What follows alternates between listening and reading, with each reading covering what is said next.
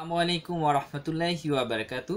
বন্ধুরা সবাই কেমন আছেন? আশা করি সবাই ভালো আছেন। কে কেমন আছেন অবশ্যই কমেন্টস করে জানাবেন। বন্ধুরা ভিসা ইনফরমেশন চ্যানেলে আজকে আপনাদের সাথে আলোচনা করব নতুন একটি টপিকস নিয়ে।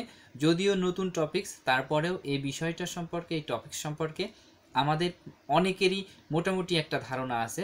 আর সেই টপিকসটার নাম হচ্ছে কোরিয়া ভিসা, দক্ষিণ কোরিয়া ভিসা।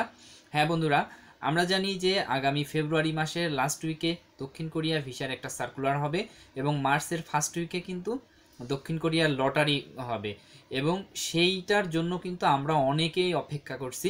আমরা যারা প্রতি বছর লটারি তে অংশগ্রহণ করে করে আমাদের অনেকের হয়েছে, অনেকের হয়নি, কেউ চলে যেতে পেরেছি, কেউ পারিনি। এখন আবার নতুন করে 2019 এই বছরে আবার শুরু হতে যাচ্ছে আপনার কোরিয়ান ভিসা। তো এই কোরিয়ান ভিসাতে আপনারা মানে কি কি করবেন স্টেপ বাই স্টেপ আমি আপনাদেরকে বোঝাই দেব। অর্থাৎ কিভাবে আপনার লটারি ধরবেন, লটারির পরে কি এক্সাম আছে, টেস্ট দিবেন, তারপরে মেডিকেল, তারপরে রোস্টারভুক্ত, তারপরে কি করতে হবে, মানে প্রথম থেকে শেষ পর্যন্ত স্টেপ বাই স্টেপ বোঝাবো। আশা করি এরপরে কোরিয়ান ভিসা প্রসেসিং সম্পর্কে আপনাদের আর কোনো প্রশ্ন থাকবে না। তো সেই জন্য বন্ধুরা ভিডিওটি প্রথম থেকে শেষ পর্যন্ত অবশ্যই মনোযোগ দিয়ে দেখবেন। আর এখনও যারা সাবস্ক্রাইব করেন নাই অবশ্যই সাবস্ক্রাইব করুন এবং বেল আইকনে ক্লিক করুন।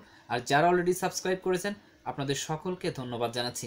আরেকটি কথা বন্ধুরা, যারা বাংলাদেশের চাকরি সংক্রান্ত তথ্য জানতে চান, বাংলাদেশের চাকরি নিয়ে তথ্য নিয়ে একটি চ্যানেল আছে হিম টিপস, আমি ডেসক্রিপশন বক্সে লিঙ্ক দিয়ে দিব।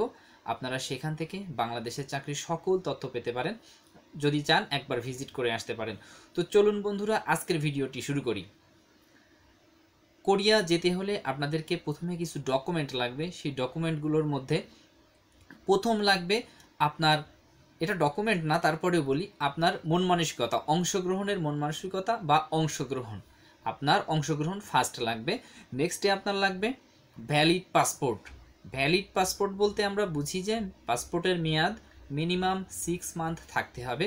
আর পাসপোর্টটা অবশ্যই ডিজিটাল হতে হবে, কারণ যেদিন থেকে বাংলাদেশে ডিজিটাল পাসপোর্ট শুরু হয়েছে মানে আর মনে হয় এখন পুরাতন পাসপোর্ট আর খুঁজলেও পাওয়া যাবে না। সেজন্য ডিজিটাল আর বলতে হয় না, পাসপোর্ট বললেই আমরা সবাই বুঝতে পারি। এরপরে লাগবে আপনার এজ লিমিটেশন, আপনার বয়সের বাধ্যবাধকতা রয়েছে, সেটা হচ্ছে 18 থেকে 39। 18-র নিচে বা 39-এর পরে কেউ আবেদন করতে পারবে না। এই বয়সের মধ্যে থাকলে তারা আবেদন করতে পারবে।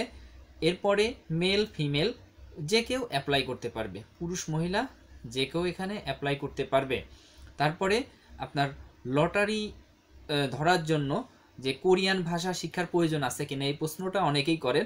সেটা হচ্ছে লটারি ধরার জন্য কোরিয়ান ভাষা শিক্ষার কোনো প্রয়োজন নেই বা বাধ্যবাধকতা নেই, বা শিখতে হবে এমনটাও নেই, বা জানতে হবে এমনটাও নেই। আপনারা যে কেউ লটারি ধরতে পারেন। তবে কেউ যদি চান আগে থেকেই কোরিয়ান ভাষাটা শিখে রাখতে চান, হয়তো শিখে রাখতে পারেন বা বেসিক জেনে রাখতে পারেন। যদি আপনাদের লটারি হয়ে যায় বা পরবর্তীতে আপনারা তখন ভাষাটা শিখে নেবেন। সেই জন্য বলছি লটারি ধরার জন্য আপনাদের কোরিয়ান ভাষা শেখার কোনো প্রয়োজন নেই, লটারি আপনারা যে কেউই ধরতে পারি। নেক্সটে হচ্ছে লটারি তে আমি যখন টিকে যাব, লটারির ফলাফল চূড়ান্ত হওয়ার পরে আমাকে একটা এক্সাম দিতে হবে এবং সেই এক্সামে টিকলে আমাকে একটা স্কিল টেস্ট এক্সাম দিতে হবে। স্কিল টেস্ট এক্সামটা আহামরি কিছু না, আপনারা 10-15 দিনের একটা ট্রেনিং করলে বা একটা কোর্স করলেই স্কিল টেস্ট এই বিষয়টিও আপনারা এই এক্সামে আপনারা টিকতে পারবেন। আর এই স্কিল টেস্ট পর্যন্ত কিন্তু অর্থাৎ আপনার সমস্ত কাগজপত্র, তারপরে আপনার এক্সাম, তারপরে স্কিল টেস্ট, এই পর্যন্ত কিন্তু আপনাকে যথেষ্ট পরিশ্রম করতে হবে। কারণ ভাষা শিখতে হবে, এর মধ্যে পরীক্ষার জন্য কি ধরনের কোশ্চেন হতে পারে সেগুলো সম্পর্কে জানতে হবে। এই সময় আপনাকে কিন্তু কষ্ট করতে হবে। এরপরে যে আইটেমগুলো থাকবে সেখানে আপনার কষ্টের কিছু নেই, সেখানে আপনার কপালের উপরে ছেড়ে দিতে হবে।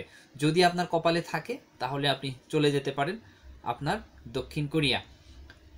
এখন বলি এরপরে আপনাকে কি করতে হবে। নেক্সটে আপনাকে মেডিকেল টেস্ট দিতে হবে, medical test certificate. Medical test সার্টিফিকেটের বিষয়ে একটি কথা বলি বন্ধুরা, অনেক ভাই আছেন, অনেক ভাই যারা বাংলাদেশ থেকে কোরিয়া গিয়েছে এবং কোরিয়াতে গিয়ে একটা মেডিকেল টেস্ট হয়, সেই মেডিকেল টেস্টে তারা অ্যালাউ না হয়ে তারা আবার বাংলাদেশে ফিরে এসেছে। তাহলে একটা প্রশ্ন আমাদের আসে যে তাহলে বাংলাদেশ কি মেডিকেল টেস্ট করলো, এই জন্য আমি আপনাদেরকে বলি এখানে সরকারিভাবে মেডিকেল টেস্ট রিপোর্ট লাগে।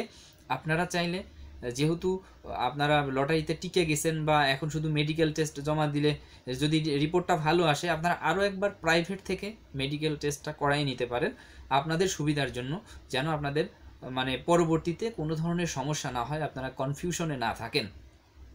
এরপরে মেডিকেল টেস্টের পরে আপনাকে বোয়েসেলে গিয়ে রোস্টারভুক্ত হতে হবে। রোস্টারভুক্ত হওয়ার জন্য এটা ঝামেলার কিছু না, আপনাকে অ্যাপ্লাই করতে হবে এবং অ্যাপ্লাই করার পরে আপনি রোস্টারভুক্ত হয়ে যাবেন। রোস্টারভুক্ত হওয়ার পরে আপনার মোটামুটি তেমন কোনো কাজ নেই বা হতাশ হওয়ার কিছু নেই, আহামরি কিছু নেই, আপনি তখন রিল্যাক্সে থাকতে পারেন। এর কারণ কি? এর কারণ হচ্ছে আপনি কোরিয়া যখন আপনাকে চাইবে, যখন রোস্টারভুক্ত হয়ে গেলেন, এরপর কোরিয়া যখন আপনাকে চাইবে তাহলে তখন তারা আপনার নামে একটা ভিসা ইস্যু করবে, আর ভিসা ইস্যু হয়ে গেলে আপনার নামে ভিসা চলে আসবে। এ সময় কিন্তু অনেকের সময় লাগে, কারোর জন্য 1 বছর 2 বছর, সব কিছু কমপ্লিট হয়ে গেছে কিন্তু ভিসা আসেনি, এমনটা অনেকের ক্ষেত্রেই হয়ে থাকে। এই জন্য কিন্তু আপনাকে ধৈর্য ধরতে হবে, ধৈর্য ধরে ধৈর্য সহকারে আপনাকে অপেক্ষা করতে হবে। সেজন্য যারা কোরিয়ান ভিসাতে অ্যাপ্লাই করবেন অবশ্যই ধৈর্যশীল যেন আপনাদের একটা গুণ থাকে, এই ধৈর্যশীলতা থাকলে আপনারা হয়তো যেতে পারবেন। নেক্সটে আপনাদের কী লাগবে? ভিসা আসার পর বোয়েসেলে যেতে হবে এবং বোয়েসেলে গিয়ে স্বাক্ষর করতে হবে। বোয়েসেল সম্পর্কে আমরা অনেকেই জানি, ডেসক্রিপশন বক্সে বোয়েসেলের লিঙ্ক দিয়ে দিব, সেখানে অনেক ধরনের তথ্য পাওয়া যায়, আপনারা দেখে নেবেন কোরিয়া সম্পর্কে। এরপরে আপনাকে কি করতে হবে? টিটিসি টেকনিক্যাল ট্রেনিং সেন্টার মিরপুরে যেতে হবে এবং সেখানে যাওয়ার পরে আপনাদের একটা ট্রেনিং হবে, 7 থেকে 10 দিনের একটা ট্রেনিং হবে এবং সেই ট্রেনিংয়েও আপনি সেখান থেকে উত্তীর্ণ হয়ে যাবেন বা সেখানে আপনাদেরকে কিছু শেখানো হবে। তো সেই জন্য যারা এই যে স্টেপগুলো শুনছেন, আরও স্টেপ আছে আমি বলছি আপনাদেরকে পর্যায়ক্রমে, এই স্টেপগুলো শুনে কিন্তু মানে হতাশ হওয়ার কিছু, এগুলো কিন্তু খুব ইজি, কারণ আপনার সাথে কিন্তু আরও সারা বাংলাদেশ থেকে আরও অনেক ভাই থাকবে আপনাদের পাশে, তাদের সাথে আপনারা একসাথে যখন কাজ করবেন আপনাদের কাজটাও সহজ হবে এবং আপনারা আনন্দের সাথে কাজগুলো করতে পারবেন। তো তারপরে আপনার ট্রেনিং যখন আপনার শেষ করবেন এই টেকনিক্যাল ট্রেনিং সেন্টারে, তখন আপনার সিসিবিআই কনফার্ম হবে। সিসিবিআইটা কি? সিসিবিআইটা হচ্ছে আপনার কোরিয়া যাওয়ার সম্পূর্ণ নিশ্চয়তা যে আপনি কোরিয়াতে যেতে পারবেন, এটা হচ্ছে সিসিবিআই। এর যদিও একটা অ্যাব্রিভিয়েশন আছে, আমি আপনাদেরকে বলছি না এখন। তো সেটা কনফার্ম যখন হয়ে যাবে, এরপরে আপনাকে ম্যান পাওয়ার করতে হবে। ম্যান পাওয়ারের পরে বোয়েসেলের একটা ব্রিফিং হবে, সেই বোয়েসেলের ব্রিফিংয়ে আপনাকে যেতে হবে এবং সেখানে আপনাকে 1 লক্ষ টাকা জামানত রাখতে হবে। আমরা যে বলি যে 1 লক্ষ টাকায় কোরিয়া, 80,000 টাকায় কোরিয়া, 1.5 লক্ষ টাকায় কোরিয়া, সেটা না, সেটা হচ্ছে 1 লক্ষ টাকায় কোরিয়া। আর সেই 1 লক্ষ টাকা বোয়েসেলে আপনাকে জামানত রাখতে হবে। যদিও কোরিয়া যেতে টাকা লাগে না, এই টাকাটা কেন লাগে? আপনাকে জামানত দিতে হবে এই জন্য যে কোরিয়াতে যাওয়ার পরে আপনার বেতন কিনতে হবে মিনিমাম 1.5 লক্ষ টাকা, অর্থাৎ 1,50,000 টাকা আপনার স্যালারি হবে। তো যাবেন, যাওয়ার পরেই কিন্তু আপনার প্রথম মাসেই আপনার দেশের ব্যাংক অ্যাকাউন্টে আপনার টাকাটা চলে আসবে। এখন এইভাবে মাসে যখন 1.5 লক্ষ টাকা আপনার ইনকাম হবে, সেখানে আপনার থাকার লিমিট কিন্তু আপনার 4 বছর 10 মাস, অর্থাৎ 5 বছর ধরলাম। অনেকে 5 বছর থেকে আর আসে না, পরবর্তীতে তারা আরও সময় থেকে যায়। আর এই গভর্নমেন্ট এই 1 লক্ষ টাকা জামানত নেয় এই জন্য যেন আপনি 5 বছর পরে আপনি চলে আসেন, আসলে পরে এই 1 লক্ষ টাকা পাবেন। আর যদি আপনি না আসেন তাহলে 1 লক্ষ টাকা ভ্যানিশ হয়ে যাবে। যদিও এই পলিসিতে নেয়, তবে দেখা যায় অনেকে আসে অনেকে আসে না, যাই হোক সে বিষয়ে বলছি না। তো আপনাকে বোয়েসেলে কী করতে হবে? স্বাক্ষর করতে হবে এবং তারা আপনাকে ব্রিফিং দিবে এবং 1 লক্ষ টাকা জামানত দিতে হবে। আর বললাম তো, এই জামানতটা যদি আপনারা ফিরে আসেন তাহলে পাবেন, ফিরে না আসলে আপনারা পাবেন না। তাহলে তো আপনারা আপনাদের সোনার হরিণটা হাতে পেয়েই গেলেন। এবার আপনাদের ফ্লাইটের জন্য অপেক্ষা করবেন, ফ্লাইট ডেট হবে এবং ফ্লাইট ডেট হলে পরে আপনারা 1 দিনের মধ্যে আপনার বাংলাদেশ থেকে কোরিয়া চলে যেতে পারবেন। হয়তো আপনার যাত্রাপথে একটা ট্রানজিট থাকতে পারে, অর্থাৎ বিরতি, যাত্রা বিরতি। এরপরে আপনি মানে সর্বোচ্চ 1 দিনের মধ্যে আপনি চলে যাওয়া যাবে কোরিয়াতে চলে যেতে পারবেন। দেন আপনাকে যোগদানের পূর্বে, কোরিয়াতে যাবেন, যাওয়ার পূর্বে আপনার 3 থেকে 5 দিনের একটা ট্রেনিং হবে, অর্থাৎ আপনি যে প্রতিষ্ঠানে জব করবেন সেই প্রতিষ্ঠান মানে কী জবগুলো করবেন সেটার উপরে সামান্য একটা বেসিক ট্রেনিং হবে, এবং সেই সময় কিন্তু আপনার একটা মেডিকেল হবে। ওই একটু আগে যেটা বলেছিলাম সেই মেডিকেলে কিন্তু অনেকে না টিকে আবার চলে আসতে হয়। তো আপনারা যারা 2বার মেডিকেল করে যাবেন বা অন্য জায়গা থেকে করে যাবেন, নিশ্চিত হয়ে যাবেন সেক্ষেত্রে আপনাদের অনেকেরই সমস্যা হবে না। তো তারপরে আপনি এইটার পরেই অর্থাৎ মেডিকেল এবং ওইখানে যাওয়ার পরে একটা ছোট্ট ট্রেনিং, এরপরেই কিন্তু আপনি কোরিয়াতে জব করতে পারবেন, কোরিয়াতে থাকতে পারবেন এবং রেগুলার আপনি আপনার বেতনটা উঠাতে পারবেন। এটাই হচ্ছে সম্পূর্ণ কোরিয়া যাওয়ার প্রসেস। এবং যেহেতু আমাদের আগামীতে ফেব্রুয়ারির লাস্ট উইকে সার্কুলার আসবে, এবং সেখানে কিভাবে কোরিয়ার ভিসার জন্য আপনারা অ্যাপ্লাই করবেন, নিজেরাই অ্যাপ্লাই করতে পারবেন, সেইটা স্টেপ বাই স্টেপ আমি নতুন করে অ্যাপ্লাই করে আপনাদেরকে দেখিয়ে দেব, এবং সেই অনুযায়ী আপনারা অ্যাপ্লাই করবেন। আশা করি কোনো সমস্যা হবে না, কোনো বিভ্রান্তিতে আপনারা পড়বেন না। আর এ বিষয়ে আরও যদি আপনারা জানতে চান বা আরও যদি বুঝতে সমস্যা হয়, অবশ্যই কমেন্টস করবেন, আপনাদের সাথে কমেন্টস নিয়ে থাকবো সবসময়ের জন্য। আর বন্ধুরা, যদি ভিডিওটি ভালো লাগে অবশ্যই ভিডিওটি শেয়ার করবেন।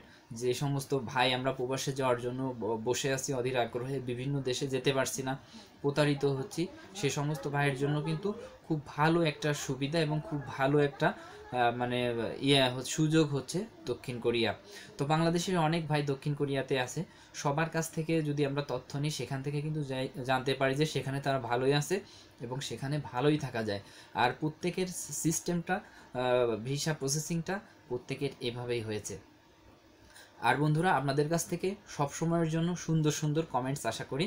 আপনার সুন্দর সুন্দর কমেন্টস আমার কিন্তু আগামী দিনের পথ চলার একটা সাপোর্ট হয়ে থাকে, সঙ্গী হয়ে থাকে, যে আপনারা এই ধরনের ভালো কিছু দেখতে চাচ্ছেন, ভালো কোনো তথ্য পেতে চাচ্ছেন, বা আপনাদের ভালো লাগছে, আপনাদের উপকারে লাগছে। আর যদি খারাপ কমেন্টস করেন তাহলে কিন্তু কন্টেন্ট তৈরি করার প্রবণতাটা কমে যায়, মানে ইচ্ছাটা ওইভাবে হয় না যে আমি তো তাদের কারোরই উপকার করতে পারছি না। যাই হোক বন্ধুরা, আজকের মতো এই পর্ব এখানে শেষ করছি। আসসালামু আলাইকুম।